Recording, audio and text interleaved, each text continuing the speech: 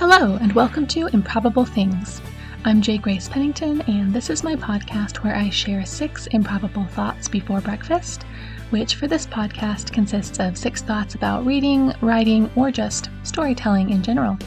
So I am trying something a little bit different this time for my recording. I noticed that still last time the audio quality wasn't great, so thank you all for bearing with me.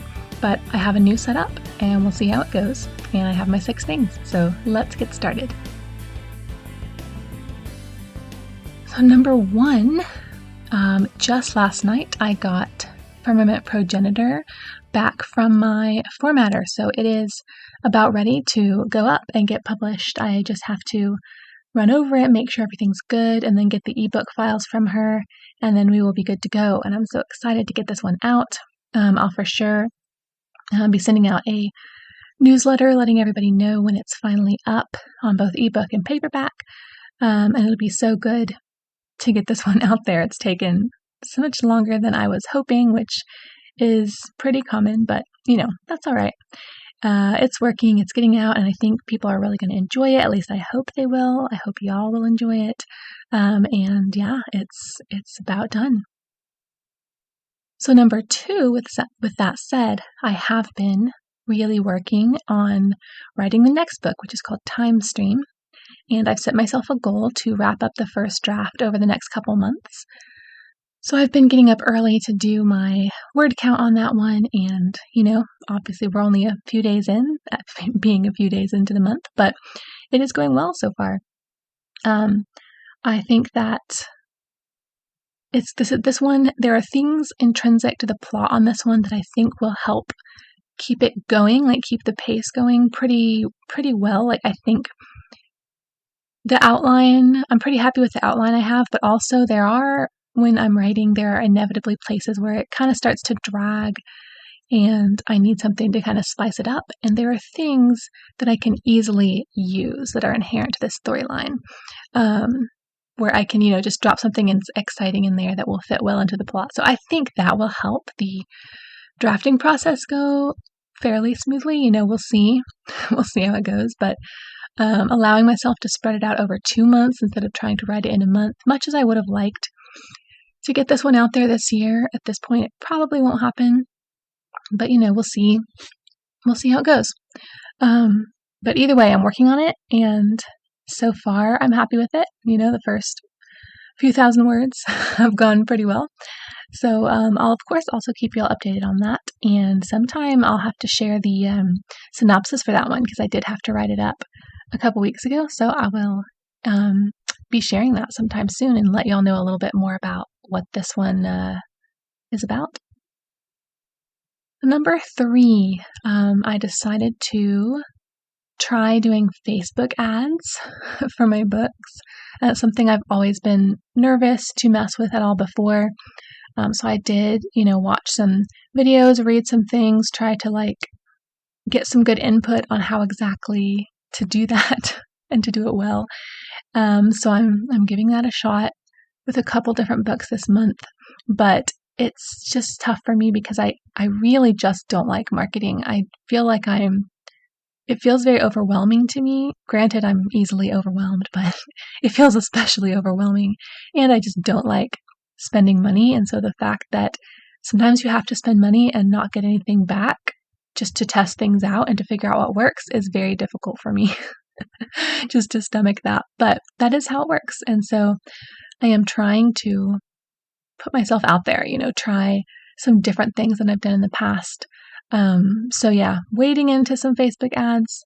So we'll see how that goes. I want to try this fall really promoting my 2 fall themed works, which is my novella Grand Intentions and then my novel October.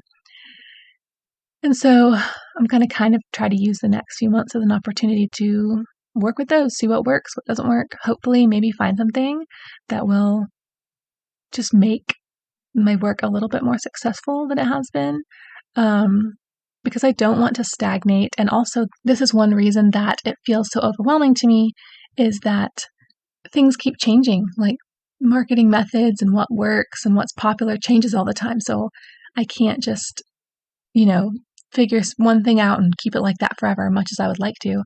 I have to keep trying new things, which I also don't like, but I'm doing it anyway because that's the nature of the beast. So we'll see how that goes. So number 4, my girls, I may have mentioned this before, my girls are currently, well, I say currently, but this has been several months now, they're very into Charlie and the Chocolate Factory. I read them the book months ago, and then we watched both versions of the movie.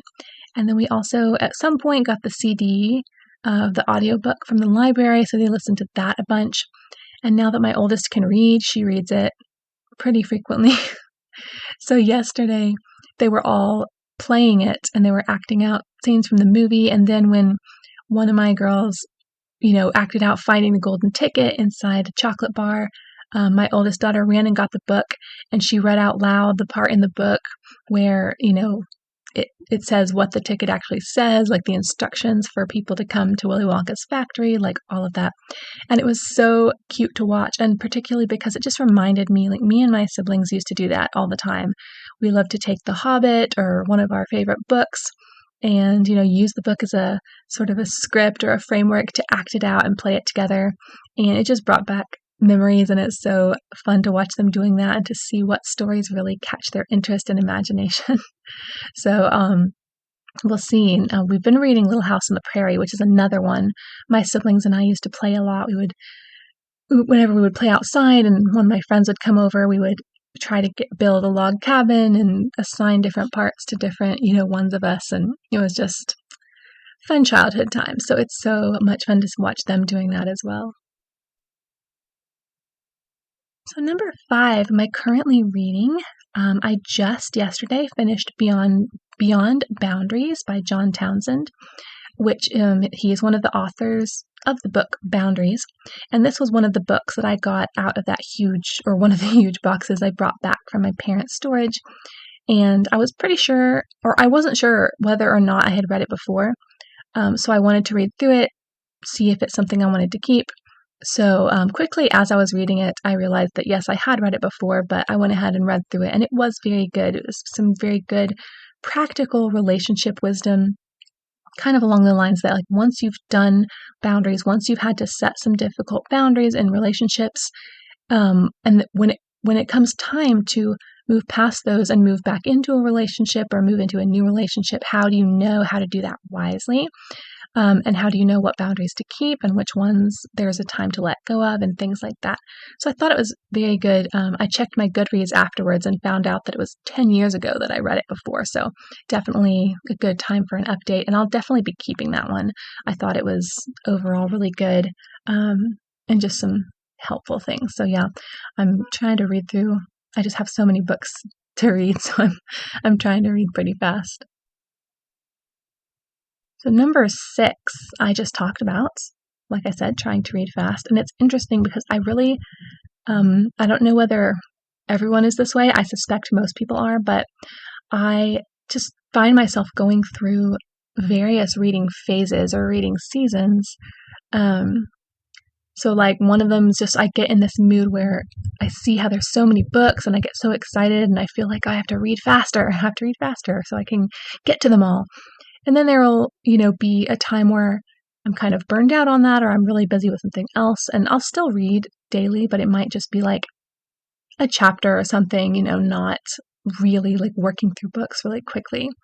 And then also another thing is my use of audiobooks, because I will tend to go through seasons where I listen to a whole bunch of audiobooks. Like I'm listening to them as I can throughout the day, which isn't always much because my kids will interrupt and need me, and I'll listen to them, like anytime that I'm driving by myself and as I'm going to sleep at night and things like that. And then I'll go through a season where I kind of don't feel like listening to audiobooks and I just want to have the real book in my hands and really turn the pages. And I've been in kind of a no audiobook stage for quite a while now, after having been really into them for quite a while. And I don't even really know how to explain it. It just partly, and I explain this to people, partly it's the fact that, like I said, it's hard for me to listen a lot during the day, or at least when my kids are awake. And when they're napping or when they go to bed, it's faster for me to get through books if I can read them instead of listening. So I kind of And then I just kind of get in a mood where I want to like hold the book and read it like with my eyeballs. But I am sort of finding myself drifting, like just even the past few days back into like, I kind of want to listen to some audiobooks, and I kind of want to, find some of those, which I always have plenty. Like my mom recommends them to me. There's plenty of sort of classics and other Agatha Christie's and stuff like that I want to listen to. So I usually have a list of ones ready to go when the mood strikes me. I'm still listening through Agatha Christie's, but at this point I was listening to like 4 or 5 a month. And then for a lot of this year, I've been listening to like one every 2 months. Like it takes me forever because I just listen in like the few minutes before I fall asleep. So it takes a long time to get through a murder mystery book that way. But I am kind of finding myself, and I think I sometimes even wonder if it's tied to the weather, because for whatever reason, I have noticed a lot of years, it seems that I'm more interested in like holding the book and reading a lot during the summer. And I'm wondering if, sometimes in the fall and winter, I feel more like listening, and I don't really know why that would be. I don't really have a reason why those things should be tied to those particular seasons or months, but it just sort of does seem to work that way. So I'd also be really curious to hear, have you noticed, like, if you go through different seasons in your, reading habits, do there seem to be any correlations to parts of the year or, things like that? So I don't know. I find it interesting, and I'm sure I'll be keeping y'all updated on, whatever I'm reading, audiobooks or otherwise. And, yeah, I don't know. It's just, because there are, different ways to read, I think it's helpful because, there are seasons where it's not as easy to listen. And then there's, seasons where you have more time to read and things like that. It's nice to have options. It's nice to have, still be able to read while I have, to go clean the Airbnb or have a lot of chores to do or something like that. And then good to have like the real hard copy books and to have lots and lots of them that I can sit down and read when I'm feeling like just cozying up on the couch under a blanket in the quiet and turning the real actual pages.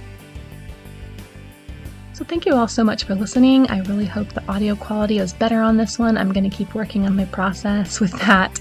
So again, thank you so much for bearing with me and just being patient as I figure all that out. I am still getting these episodes up on YouTube, throwing a couple from my archives up on YouTube every day as I can. And so yeah, if anyone, I'd love to get more followers, or I guess they call them subscribers, whatever they call them. I'm still figuring out this YouTube thing.